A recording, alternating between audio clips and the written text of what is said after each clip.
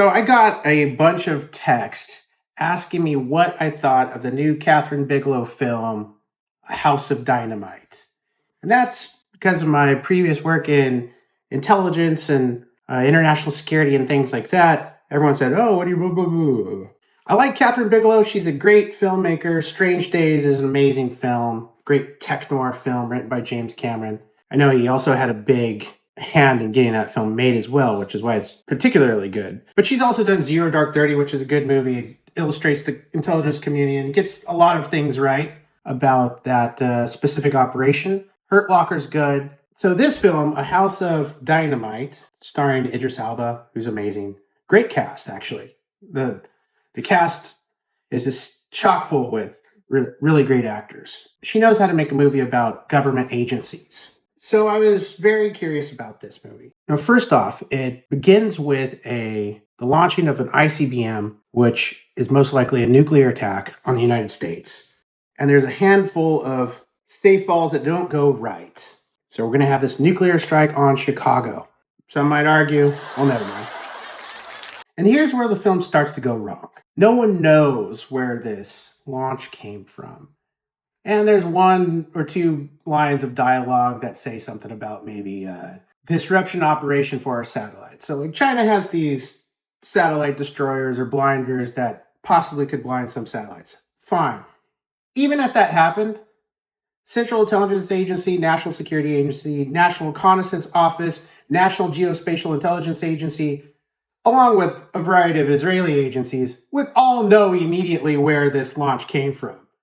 We don't have to get into the technicalities of it, but involving SIGINT, human intelligence, MASINT, and a variety of other intelligence typologies, we would know where the strike was coming from. So that, first of all, is a bogus setup. But fine. Let's just assume for argument's sake that this was plausible to push the movie forward. Top Gun Maverick is my favorite film of the last decade or so.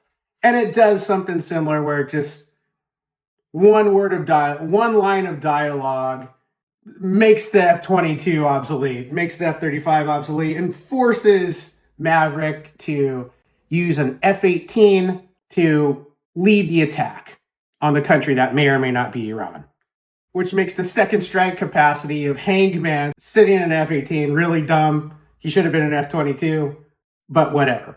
I still think it's an amazing film. So I continue watching this movie. The first 30 minutes is great. Great suspense, good depiction of White House and how it works with DOD, or DOW now, but not a very good understanding of how the IC works, the intelligence community works. And that goes hand in glove with her driving the plot with this lack of capacity that the government supposedly doesn't have. The movie really goes wrong after the first 30 minutes because there's no second act. There's no third act. There's only one act done in repeat 3 times, doing the discount, the affair style of different perspectives telling the same thing.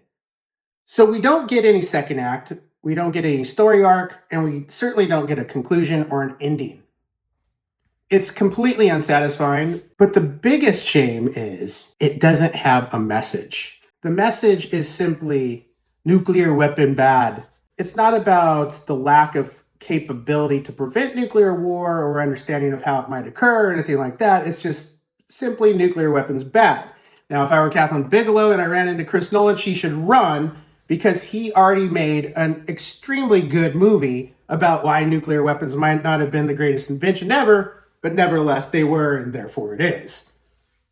So I'm not so sure what she's trying to do here. The message is sophomoric at best. We don't know who the enemy is, and we're going to, strike against an unknown enemy, so we're just going to strike and kill everybody. If we get hit, I don't know what her message is. It's sophomoric at best, absent of anything meaningful or actionable in the world we live in. Don't live in a fantasy world.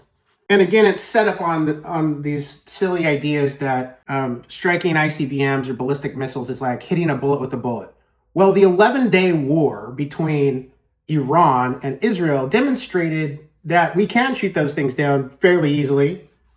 Iran shot 550 ballistic missiles at us, and very small rate of them getting through various defense systems, both Israeli and with the United States Navy and other branches of the U.S. Armed Forces. So their little 61% chance of ballistic missile getting in the United States, that's hyperbolic. The shame is that she missed an opportunity here to do something interesting, to show the duplicity of the Chinese Communist Party, perhaps, and its relationship with North Korea. That's another thing not depicted well in this film.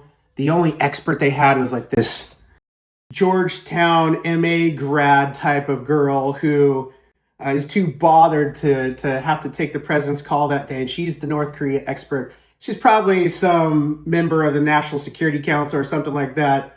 In reality, you have an entire apparatus of experts working from HUMINT and Signals Int and all sorts of other types of all sorts of other mechanisms for the IC to understand the intentions and capabilities of, say, the North Koreans or any other rogue regime like Iran for that matter. This summer's war with Iran demonstrated the paper tiger that state really is. And you could argue that the war in Ukraine did the same thing with the Russians. All of these great fears, especially those emanating from the IC over the last few decades, largely were untrue. The Israeli Mossad made mincemeat of the IRGC over the last year, or the last 2 years. So I'm not quite sure, again, what Kathryn Bigelow is trying to get at with this film. Idris Elba did great. He was a cool president, even though he's English. Reminded me a lot of the 24 president from that show back in the day. While this film comes off as having some inside knowledge or intelligence, it really is sophomoric at best. That's the only word I can really put forth to describe this film. It thinks it's smarter than what it really is.